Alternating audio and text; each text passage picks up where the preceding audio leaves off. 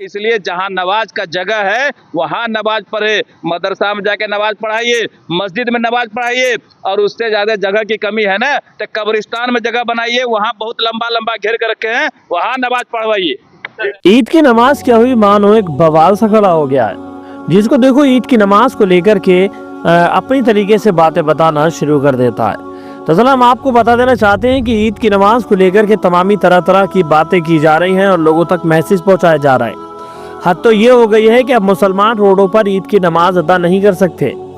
जैसा कि उमूमन देखा जाता है कि हर साल जब मस्जिदें फुल हो जाती हैं, ईदगाहें भर जाती हैं, तो मुसलमान लोग रोड पर नमाज पढ़ते हैं एक साइड से, जिसके काफ़ी ज़्यादा वीडियोस फोटो सोशल मीडिया पर हमेशा देखे जाते हैं। लेकिन अब एक नई सवाल खड़ा हो रहा है कि आखिरकार किसी भी कीमत पर कुछ भी होगा, कावड़ यात्रा निकाली जाएगी, जुलूस निकाले जाएंगे, कलश यात्रा निकाली जाएगी और तमामी तरीके से तमामी त्यौहार मनाए जाएंगे। वो सब कुछ रोड पर निकाले जाएंगे, प्रोटेस्ट किया जाएगा।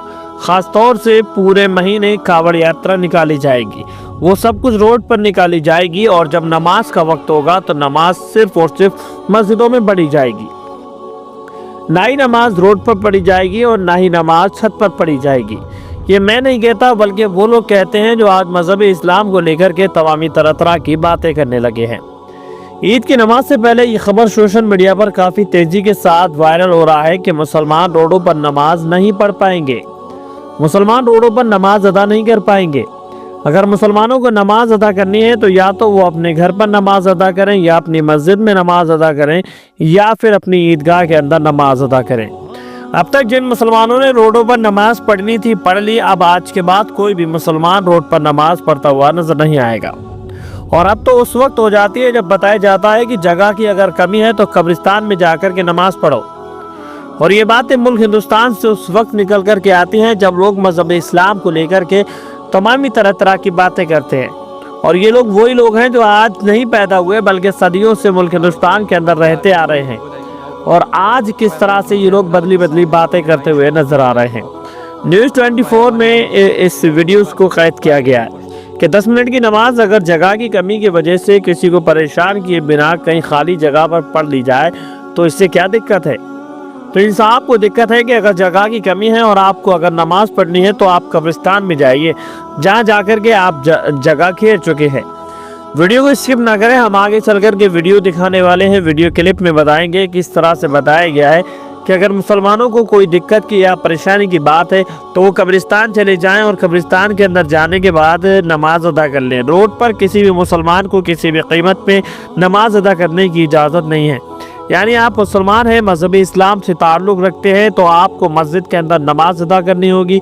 ना ही आप छत पे नमाज पढ़ सकते हैं, ना ही आप कहीं रोड पर नमाज अदा कर सकते हैं।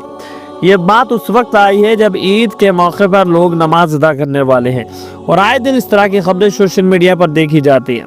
और उमूमन आप हर साल देखते होंगे कि किस तरह से नमाज अदा की जाती है सुकून और इत्मीनान के साथ।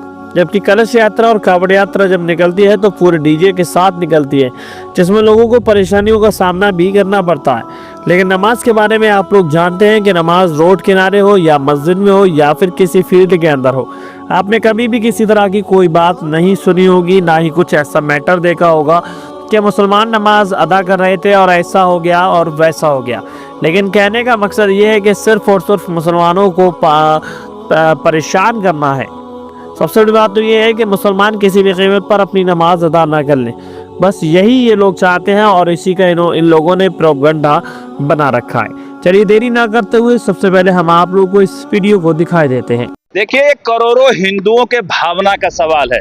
जब भी नवरात्रा होता है तो हिंदू समाज के लोग नॉनवेज से परहेज करते हैं, मटन मछली चिकन नहीं खाते हैं।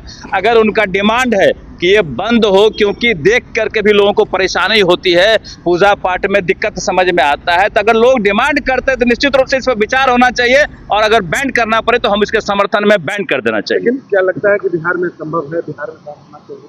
देखिए, लोग डिमांड करते हैं पूरा देश में, जहां संभव होगा वहां बैंड होगा। लोगों के भावना को आप नहीं रोक सकते। जो करोड़ों सनातनी है वो चाहते हैं बैंड हो, इस पे हम भी उनके समर्थन में है कि अगर बैंड करना पड़े तो बैंड कर दिया। सड़कों पर लोग नमाज पढ़ते हैं। को लेकर क्या कहना ये काफी दुखद और चिंताजनक है। जिस तरह से आप देख रहे हैं कि सड़क पे सड़क नमाज पढ़ने के लिए है, सड़क गाड़ियों के चलने के लिए है। जो गाड़ी वाले चलते हैं वो टैक्स पे करते हैं, आप उनको रोक करके नमाज पढ़ाइएगा, ये काफी दुखद है। निश्चित रूप से इस पर बैन लगना चाहिए, ये अतिक्रमण है। जिस तरह से वक्फ बोर्ड की बात आती है और वक्फ बोर्ड को इतना असीमित पावर है कि 4 दिन अगर विधानसभा कैंपस में नमाज पढ़ ले तो बोलेगा ये भी जमीन वक्फ बोर्ड का है, इसलिए सड़क को भी बोलेगा कल वक्फ बोर्ड का है, हम इस पर वक्फ बोर्ड पर इसको घेरेंगे।